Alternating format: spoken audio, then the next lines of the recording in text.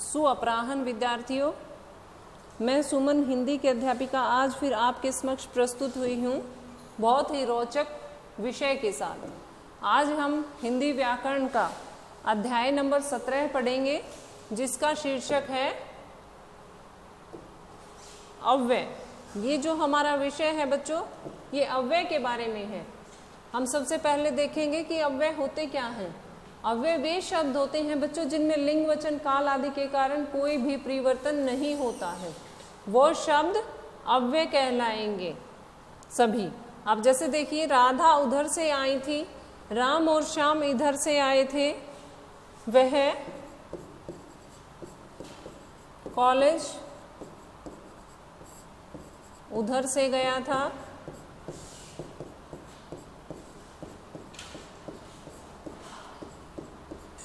अब ये देखिए, ये जो उधर शब्द है, ये उधर शब्द इसमें है और इधर शब्द इसमें है। इनमें देखिए बच्चों, कोई भी परिवर्तन नहीं हुआ है।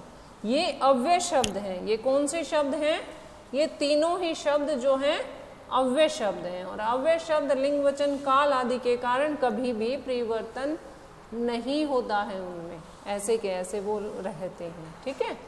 अब देखिए, अव्यय के भेद कितने होते हैं। अव्यय के बच्चों 4 भेद होते हैं। सबसे पहले हम देखेंगे, इसका पहला प्रकार जो है वो है क्रिया विशेषण अव्यय। क्रिया विशेषण अव्यय के बारे में हम जानेंगे कि क्रिया विशेषण जो अव्यय है वो कौन से अव्यय होते हैं। वो अव्यय जो क्रिया की विशेषता बताते हैं। क्रिया की विशेषता बताने वाले शब्दों को क्रिया विशेषण अव्यय कहते हैं। किसे कहेंगे हम क्रिया विशेषण अव्यय? जो क्रिया की विशेषता बताएगा। अब जैसे देखिए, बोलना, यहाँ कौन सी क्रिया हो रही है इस वाक्य में? परीक्षित जल्दी जल्दी बोलता है। क्रिया क्या है? क्रिया बोलना है। और इसकी विशेषता कौन बता रहा है? ये जो जल्दी जल्दी शब्द है, ये इसकी विशेषता बता रहे हैं, विशेषता बताने वाला शब्द है। तो ये क्या है? ये बच्चों क्रिया विशेषण अव्यय है। प्रेक्षित जल्दी जल्दी बोलता है, क्रिया विशेषण अव्यय। तो इस वाक्य में जो ये जल्दी जल्दी है, ये क्या है? क्रिया विशेषण अव्यय है। बोलता कौन है? परीक्षित। बहुत ही बोलता है, सिर में दर्द कर देता है पूरा दिन। तो ये क्या कहलाए? क्रिया विशेषण अव्यय कहलाए। और भी देखिए, जैसे ठीक है, दूर है, लगातार है, चारों ओर है। चारों ओर कोरोना महामारी बुरी तरह से फैली हुई है। तो इसमें जो चारों ओर शब्द है, ये क्या है? क्रिया विशेषण अव्यय है। ठीक है। आगे देखिए, क्रिया विशेषण के भेद कितने हैं। अब हम देखेंगे क्रिया विशेषण के भेद।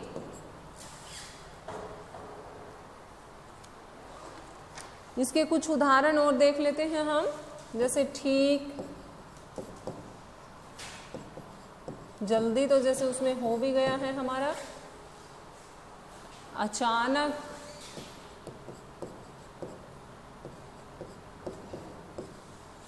आदि। ये जो शब्द के हैं, ये क्या है? क्रिया विशेषण अव्यय के उदाहरण हैं। अब हम क्रिया विशेषण के भेद देखते हैं। जो शब्द क्रिया के होने का ढंग बताए, वो क्या कहलाएंगे? क्रिया विशेषण का पहला भेद है बच्चों रीतिवाचक क्रिया विशेषण। रीतिवाचक क्रिया विशेषण, रीति क्या होता है? किसी काम को करने का ढंग होता है। रीति रिवाज, किसी काम को करने का ढंग। रीतिवाचक क्रिया विशेषण जिसका शाब्दिक अर्थ है ढंग अथवा तरीका, कि किसी काम को किस प्रकार से किया जाता है। ठीक है। अभी परीक्षित जल्दी जल्दी बोल रहे थे, तो वो क्या था? उनका बोलने का ढंग था। इससे पहले वाले का हमने उदाहरण देखा, परीक्षित जल्दी जल्दी बोलता है, वो क्या था? परीक्षित का बोलने का ढंग था। तो किसी काम को करने का तरीका। ठीक है। रीतिवाचक क्रिया विशेषण के उदाहरण हम देखेंगे।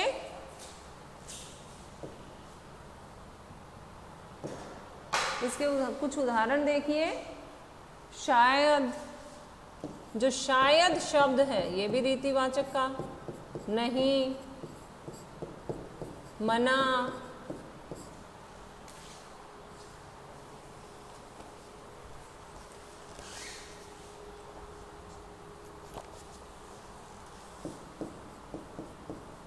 सचमुच आदि काफी है ये। ठीक है, ये जो है फटाफट, जल्दी, परस्पर, ये सभी रीतिवाचक क्रिया विशेषण के एग्जाम्पल हैं, उदाहरण हैं। इसके बाद हम बच्चों देखेंगे परिमाणवाचक क्रिया विशेषण। परिमाणवाचक जो क्रिया विशेषण है वो क्या होते हैं? परिमाण का अर्थ क्या है? मात्रा। ऐसा ही है परिमाण का अर्थ मात्रा। ठीक है, जिन शब्दों के द्वारा हमें क्रिया के परिमाण का बोध हो, जैसे कुछ, थोड़ा, ज्यादा, ये क्या है? हमें जो क्रिया के बारे में बता रहे हैं कि क्रिया किस प्रकार से हो रही है। कम बोलना लाभदायक रहता है, चुप रहना अच्छा रहता है।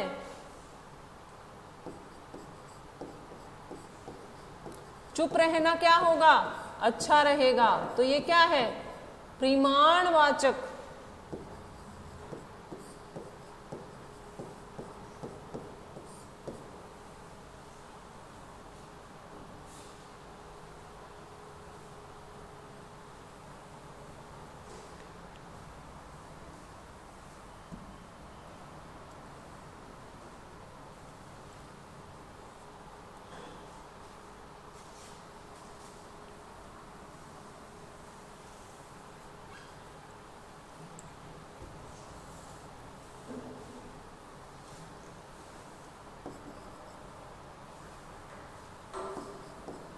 कम बोलना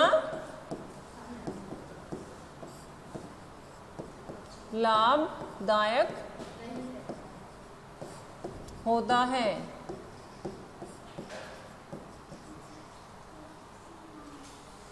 ठीक है,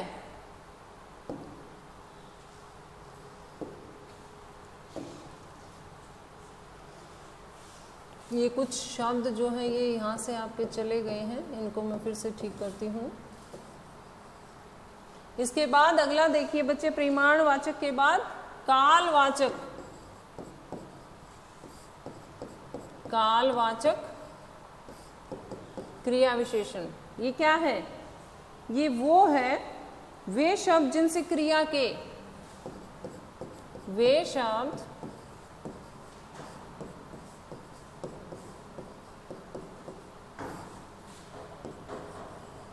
जिनसे क्रिया के होने के समय का बोध हमें हो कि क्रिया कब हुई थी, किस दिन हुई थी, कब, तब, कभी आदि। ठीक है, इसके बाद देखिए स्थानवाचक क्रिया विशेषण।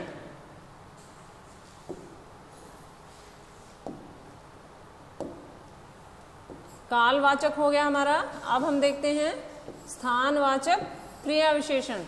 ऐसे शब्द जिनके द्वारा हमें क्रिया के होने के स्थान का पता लगे कि क्रिया कहाँ हुई है, कब हुई है, इधर, उधर, किधर, जिधर, ये सब क्या है? स्थानवाचक क्रिया विशेषण हैं। आगे देखिए संबंध बोधक अव्यय। संबंध बोधक अव्यय किसे कहेंगे? ऐसे शब्द जो संज्ञा या सर्वनाम का संबंध, किसका संबंध बताएंगे? संज्ञा या सर्वनाम का संबंध वाक्य के अन्य शब्दों से, वाक्य के अन्य शब्दों से हमें बताएंगे। जैसे घर से बाहर मत जाना, ऐसे अव्यय शब्द जो संज्ञा या सर्वनाम का संबंध, संज्ञा या सर्वनाम का संबंध वाक्य के अन्य शब्दों के साथ हमें बताएंगे। जैसे घर क्या है? संज्ञा है। इस घर का शब्द इन बाकी के सभी शब्दों के साथ है। ऐसे अव्यय शब्द जो संज्ञा या सर्वनाम का जो संबंध है वो बाद के जो शब्द हैं, वाक्य है, उसके अन्य शब्दों के साथ इसका क्या है? रिलेशन है। अगर हम अकेला घर बोलकर छोड़ देते हैं तो उसका हम क्या मीनिंग समझेंगे कि घर है, कोई होगा घर, हमें क्या मतलब पड़ा। लेकिन ये कह रहा है घर से बाहर मत जाना, गर्मी बहुत ज्यादा है। तो इस घर शब्द का बाकी पूरे के पूरे वाक्य के साथ इसका संबंध है। आगे हम पढ़ेंगे संबंध बोधक के संबंध बोधक जो अव्यय है वो क्या होता है। संबंध बोधक अव्यय हम किसे कहेंगे?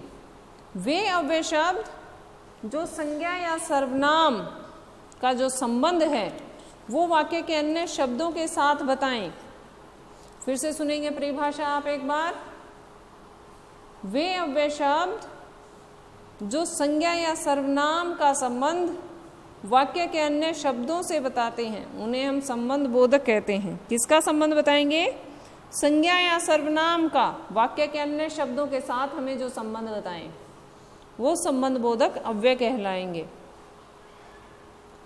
जैसे अभी इससे पहले हमने पढ़ा था घर से बाहर मत जाना, ये जो उदाहरण है ये इसका एक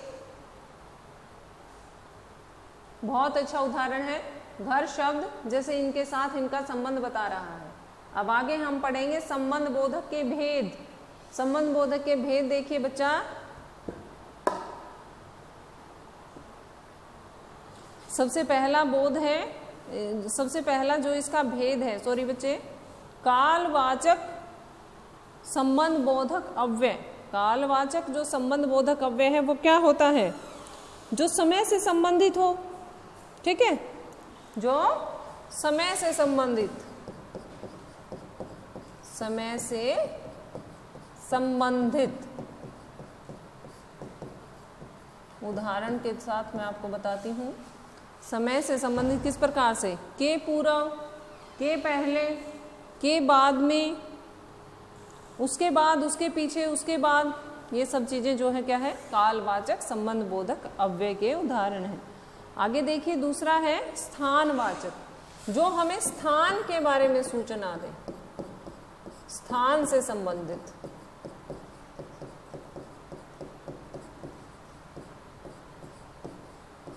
ठीक है। फिर है तुलनावाचक।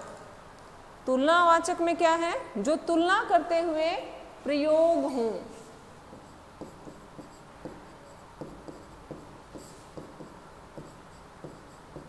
समय प्रयोग होने वाले।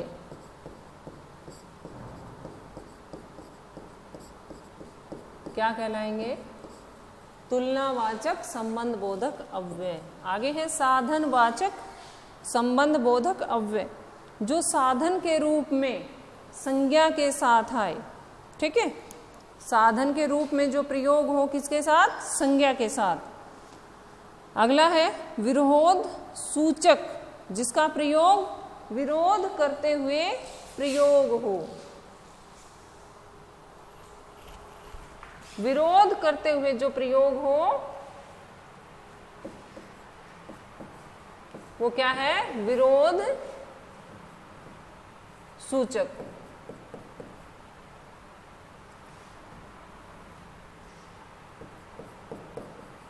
करते समय प्रयोग होने वाला। फिर है तुलनावाचक और नहीं, हेतुवाचक और संग सहचरवाचक। हेतुवाचक जिनसे किसी कारणों का हमें पता लगे कि कोई घटना, कोई काम किस समय हुआ है, कब हुआ है, क्या हुआ है, क्या नहीं हुआ है, वो क्या कहलाएंगे? हेतुवाचक कहलाएंगे। आगे है संग या सहचरवाचक, जो संज्ञा या सर्वनाम से संबंध जोड़े, जो पूरे के पूरे वाक्य का संज्ञा या सर्वनाम का संबंध जोड़ने में, संबंध जोड़ने में प्रयोग होने वाले।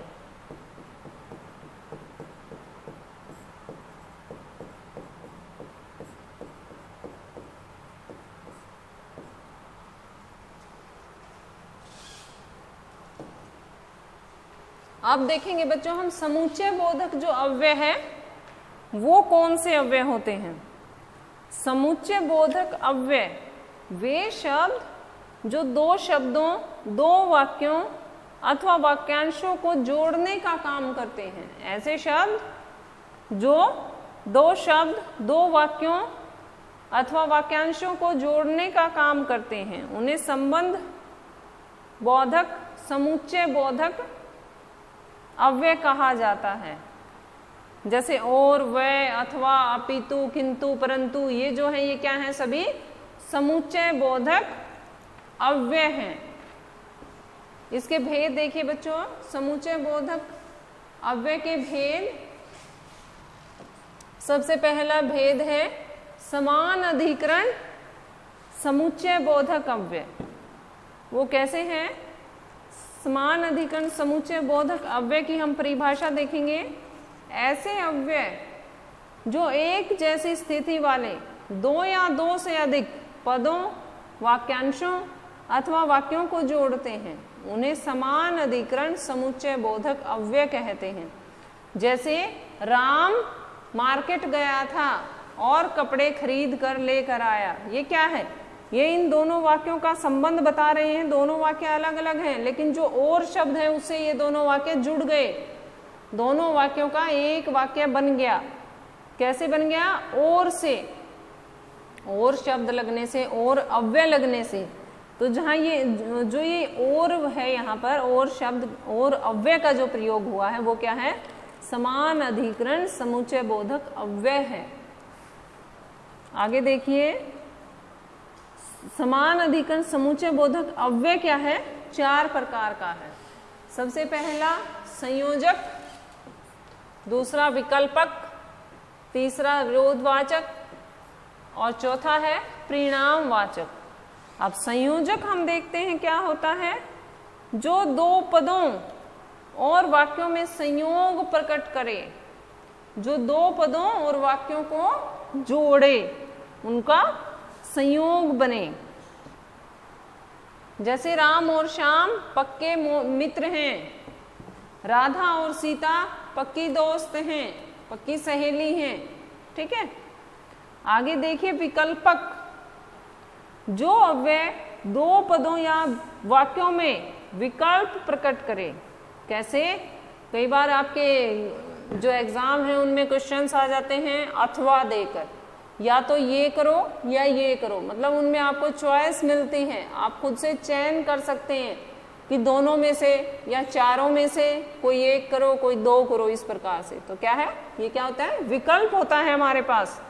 तो जो दो पदों या वाक्यों में विकल्प प्रकट करें, जैसे आप प्रस्ताव या निबंध में, प्रस्ताव या पत्र में से एक कर सकते हो, तो यहां आपको क्या हो गया? विकल्प मिल गया। आगे देखिए विरोधवाचक समुच्चय बोधक अव्यय। विरोधवाचक समुच्चय बोधक अव्यय क्या होता है? जो अव्यय पहले वाक्य का विरोध प्रकट करें। वो किस प्रकार से? देखिए उदाहरण से अच्छे से समझ में आएगा हमें। उमा ने कोशिश बहुत की परंतु पास न हो सकी। जो अव्यय पहले वाक्य का विरोध प्रकट करे, विरोध प्रकट करना है, उसके फेवर में नहीं बोलना है। शरारत परीक्षित ने नहीं बल्कि अरमान ने की थी। शरारत परीक्षित ने नहीं बल्कि अरमान ने की थी। तो ये विरोधाभास है, वो मना कर रहा है, मनाही में है। ठीक है, आगे देखिए परिमाणवाचक समुच्चय बोधक अव्यय। जो अव्यय किसी परिणाम को बताए कि, जैसे ये तो आपका बहुत ही प्रसिद्ध वाक्य है, यदि तुम मेहनत करते तो सफल हो जाते। कुमार पढ़ा नहीं इसलिए पास न हो सका। तो ये क्या है? रिजल्ट बता रहा है। इससे पहले वाले में क्या था? विरोध कर रहा था कि तुम्हें ऐसा नहीं करना चाहिए था, या उसने ऐसा नहीं किया था, उसने किया था, मैंने नहीं किया था। और इसमें क्या है? परिणाम बता रहा है। यदि तुम ऐसा करते तो तुम्हें ऐसा मिलता, यदि तुम ऐसा करते तो इसका परिणाम ये होता। तो जहां परिणाम बताए वहां क्या होगा? परिणामवाचक समुच्चय बोधक अव्यय। इसके बाद आगे देखते हैं बच्चों हम व्याधिकरण समुच्चय बोधक अव्यय। ये क्या है? ये समुच्चय बोधक अव्यय के भेद हैं। एक तो था समान अधिकरण समुच्चय बोधक अव्यय, दूसरा हमारा है व्याधिकरण समुच्चय बोधक अव्यय। व्याधिकरण जो समुच्चय बोधक अव्यय है वो क्या होते हैं ये देखते हैं पहले हम। एक या एक अधिक आश्रित उपवाक्यों को जोड़ने वाले अव्यय व्याधिकरण समुच्चय बोधक अव्यय कहलाते हैं। ठीक है, जैसे तुम्हारी सीट आरक्षित नहीं हुई है इसलिए तुम वैष्णो देवी के दर्शन के लिए नहीं जा पाओगे। ठीक है, ये वाक्य दूसरे वाक्य पर क्या है, आश्रित हैं, उपवाक्य हैं ये। व्याधिकरण जो समुच्चय बोधक है उसके 4 प्रकार के भेद हैं बच्चों। पहला है हेतु बोधक, दूसरा है संकेत बोधक, तीसरा है स्वरूप बोधक, चौथा है उद्देश्य बोधक। हेतु बोधक क्या होते हैं, जो अव्यय कार्य कारण संबंध बताते हैं। हेतु का अर्थ क्या है, कारण। तो जो अव्यय कार्य कारण संबंध बताएं, चूंकि वर्षा हो रही थी इसलिए मैं विद्यालय नहीं जा पाई, तो ये क्या है, कार्य नहीं होने का कारण पहले बता दिया। ठीक है। संकेत बोधक, जो अव्यय संकेत या शर्त प्रकट करते हों, प्राय ये जोड़े के रूप में आते हैं। ये भी मुख्य बिंदु है इनका। जो अव्यय संकेत प्रकट करते हों या शर्त प्रकट करते हों। जब तक अध्यापिका पढ़ाती रही बच्चे पढ़ते रहे, जब तक अध्यापिका ने पढ़ाया तब तक बच्चों ने पढ़ा, फिर उठ के भाग गए, जान बची लाखों पाए। ऐसा ही होता है आप लोगों के साथ। पढ़ना अच्छा नहीं लगता आपको। इसके बाद देखिए स्वरूप बोधक व्याधिकरण समुच्चय बोधक अव्यय। जो अव्यय स्वरूप को स्पष्ट करते हों, अर्थात पहले वाक्य का स्वरूप दूसरा वाक्य स्पष्ट कर रहा हो। देखिए जैसे बर्फ ऐसे गिर रही थी मानो सफेद फूल झड़ रहे हों। कई बार सुबह सुबह हम उठते हैं तो सर्दियों में पाला बहुत होता है, सभी चीजें सफेद हो गई होती हैं, तो कहते हैं ना जैसे चादर के समान सफेद धरती नजर आ रही है। तो बर्फ ऐसे गिर रही थी मानो सफेद फूल झड़ रहे हों। इसके बाद है बच्चों उद्देश्य बोधक व्याधिकरण समुच्चय बोधक अव्यय। जो अव्यय 2 उपवाक्यों को जोड़कर उनका उद्देश्य स्पष्ट करने का कार्य करे। ठीक है। चोर दरवाजे के पीछे छिप गया ताकि पकड़ा ना जा सके। बच्चे शरारत करके ऐसे ही करते हैं ना, शरारत करके छिप जाते हैं कि मम्मी को दिखाई ना दे जाएं, दरवाजे के पीछे छिप जाएंगे, पलंग के नीचे घुस जाएंगे। ऐसा ही करते हो आप लोग भी। आगे देखिए विस्मय आदि बोधक अव्यय।